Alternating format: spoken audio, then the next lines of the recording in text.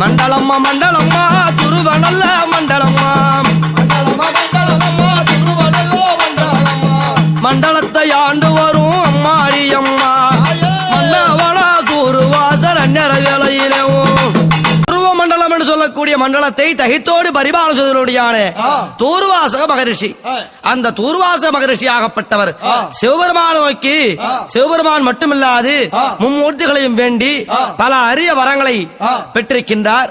அவர் கோபத்திலே சிறந்தவர், 22 நேத்திரங்களை உடையவர்.